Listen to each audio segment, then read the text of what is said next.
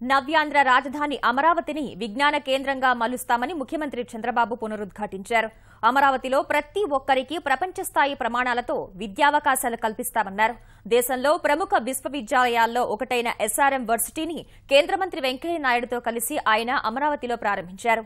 విద్యా నగరిగా అమరావతి తీర్చిదిద్దాలి అన్న తన సంకల్పానికి ఎస్ఆర్ఎం ప్రారంభం ఓ ముందడుగు అని ముఖ్యమంత్రి వర్ణించారు.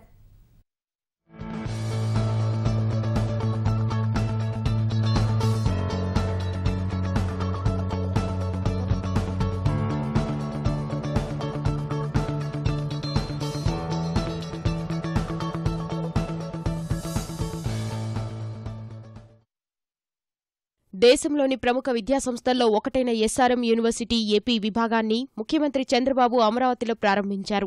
రాజధాని ప్రాంతంలోని నీరుకొండ వద్ద నిర్మించిన విశ్వవిద్యాలయ ప్రారంభోత్సవ కార్యక్రమం ఘనంగా జరిగింది. కేంద్ర మంత్రి వెంకయ్య నాయుడుతో కలిసి ముఖ్యమంత్రి ఈ విశ్వవిద్యాలయాన్ని ప్రారంభించారు. 2 ఏళ్ల కిందట ఎస్ఆర్ఎం స్నాతకోత్సవానికి తనను ఆహ్వానిస్తే అమరావతిలో యూనివర్సిటీ నిర్మించాలని షరతు విధించినట్లు తెలిపారు. అది సాకారమైనందుకు సంతోషంగా ఉందన్నారు.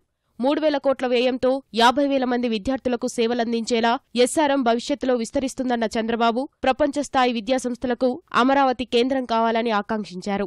చాలా వాటికి ఫౌండేషన్ వేసాం గానీ మొదటిసారిగా ఇనాగరేషన్ చేసింది అమరావతిలో ఈ ఎస్ఆర్ఎం. ఇది ఒక చరిత్ర శాశ్వతంగా మిగిలిపోతుంది.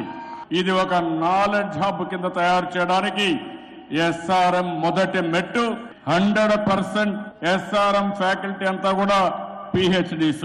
90% మీరు చూస్తే ఇంటర్నేషనల్ అకాడమిక్ ఎక్స్పోజర్ ఉంది. ఈరోజు ఎస్ఆర్ఎం మొదటి యూనివర్సిటీ. ఆగస్టులో మళ్ళీ బిట్టు కూడా మనం ఫౌండేషన్ వేస్తున్నాం, ఇనాగరేషన్ చేస్తున్నాం. అదే మరి అమృత్కి ఇక్కడ ఫౌండేషన్ వేసుకుంటున్నాం. అనేక ఫౌండేషన్లు గాని ఇనాగరేషన్లు గాని 1 by 1 జరిగే పరిస్థితి వస్తుంది. విలువలతో ముందుకు పోవడానికి ఎలాంటి ఎడ్యుకేషన్ అవసరమో ఆ ఎడ్యుకేషన్ కి ఈ అమరావతి ఆంధ్రప్రదేశ్ ఒక స్థావరంగా తయారు కావాలి. పిల్లలందరూ నేను ఒకటే కోరుతున్నా, చదువు అనేది టెన్షన్ కాదు, స్ట్రెస్ కాదు. చదువు అనేది ఒక ప్యాషన్ కింద, ఒక ఆనందం కింద మీరు చదువుకునే పరిస్థితి రావాలి. పిల్లల్ని బాగా చదివించి సంస్కారం నేర్పిస్తే డబ్బులు ఎంతైనా సంపాదించే శక్తి మన పిల్లలకు వస్తుంది. ఎస్ఆర్ఎం వంటి ప్రతిష్టాత్మకమైన యూనివర్సిటీ అమరావతికి రావడం సంతోషకరమని కేంద్ర మంత్రి వెంకయ్య నాయుడు అన్నారు. ముఖ్యమంత్రి చంద్రబాబు అమరావతిని అంతర్జాతీయ విద్యాసంస్థలకు కేంద్రంగా మలుస్తున్నారని ప్రశంసించారు. దక్షిణ భారతదేశంలో కర్ణాటక, తమిళనాడు విద్యారంగంలో చాలా ముందుకు వెళ్లిపోయాయి.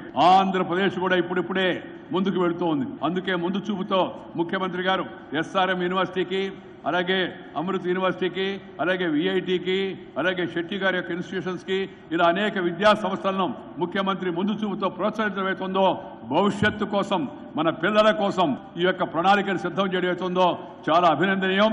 దానికి ఆ స్వప్నానికి మొదటి సాకారం ఈ ఎస్ఆర్ఎం యూనివర్సిటీ అని చెప్పి సందర్భంగా మనం చేస్తున్నా. అన్నిటికన్నా ముందుగా శ్రీకారం చుట్టబడింది సరస్వతి మందిరం వంటి విద్యాలయం రావడం అవుతుందో ఇది చాలా ఉచితం అని చెప్పని మీ అందరికీ కూడా మనం చేస్తూ ఉన్నాను. దేశవ్యాప్తంగా అలాగే విదేశాల నుంచి కూడా విద్యార్థులు వచ్చి ఈ అమరావతిలో, ఈ ఎస్ఆర్ఎంలో, అలాగే పెట్టబోయే కొత్త విశ్వవిద్యాలయాల్లో చేరతారనే విశ్వాసం నాకుంది. 40 ఏళ్లుగా విద్యారంగంలో ఉన్న తమ సంస్థల్లో 65,000 మంది విద్యార్థులున్నారని ఎస్ఆర్ఎం వ్యవస్థాపకుడు పచ్చముత్తు తెలిపారు. ప్రపంచ స్థాయి విశ్వవిద్యాలయాల నిర్మాణం ద్వారా విదేశాలకు తరలిపోతున్న మేధో సంపత్తిని తగ్గించొచ్చన్నారు. కేవలం 5 నెలల్లో 3 లక్షల చదరపు అడుగుల నిర్మాణాన్ని పూర్తి చేశామని, ప్రపంచ స్థాయి నగరానికి తగ్గట్లుగానే వర్సిటీని తీర్చిదిద్దుతామన్నారు. SRM Amaravati will choose one girl from every district through the collector of the district agricultural family to give full free education.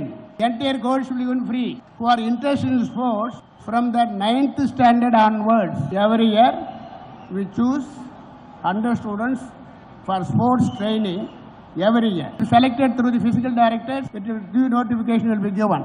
30 villages around this Amaravati campus will be adopted to give medical support, for which we are planning to construct a hospital at the earliest with your support.